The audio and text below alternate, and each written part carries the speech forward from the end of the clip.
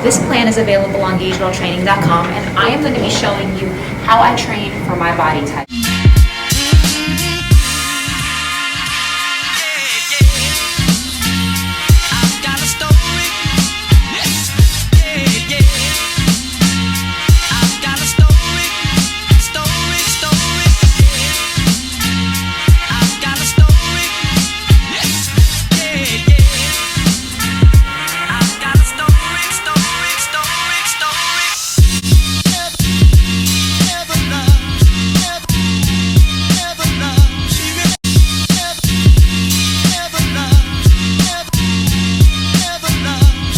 As you guys know, there are 3 body types: ectomorph, mesomorph, and endomorph.